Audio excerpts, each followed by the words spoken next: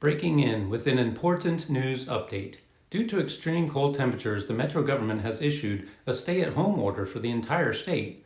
No one is allowed out of their homes for the next 2 weeks. Health officials say 2 weeks is all it will take to flatten what they are calling the frostbite curve. That's right, folks, frostbite can be deadly. We're all in this together, so let's do our part. After the 2-week stay-at-home order, everyone, especially the elderly and those at high risk of frostbite, must scarf up. Even children of all ages, to stop the spread of frostbite. Since it's so contagious, everyone will be required to wear scarves, not just outside, but indoors as well. During church, even while worshiping, scarves must be worn the entire day, while at work and school as well, even if classes are virtual. Folks, the risk of frostbite is just too great. And the state health department reminds us to properly wear a scarf over your mouth and nose, not just under the chin.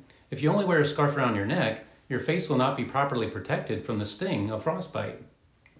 According to the Emergency Frostbite Declaration, folks who leave their home after 2 weeks without a scarf will be arrested by gun-carrying IRS agents who, of course, will be wearing scarves to protect themselves.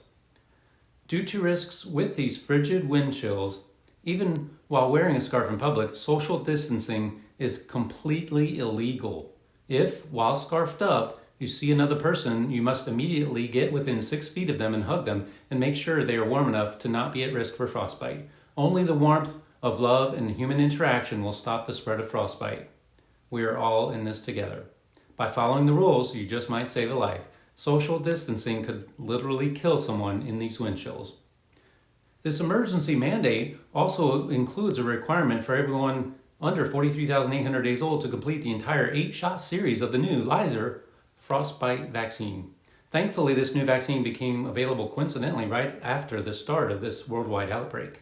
Although gene-altering, globally experimental, and not officially FDA approved, the Frostbite vaccine is not required but is forcibly recommended under emergency use authorization, so Metro is mandating all 8 shots, that's 2 plus 6 boosters, before going anywhere off your property. If you cannot leave your property because you don't have a scarf, an IRS agent will gladly bring 1 scarf for every person in your home while offering to vaccinate everyone in your home who has not yet received all frostbite booster shots. Remember, the emergency declaration states that if you are not properly inoculated with the current frostbite series per CDC recommendations, which have changed for the 4th time in the last 5 days, then the IRS agents visiting your home will start the series over, giving you all 8 shots at once. The good news is that all of this, the scarves for everyone and the shots, are all covered by the state for free via planned future significant tax increases.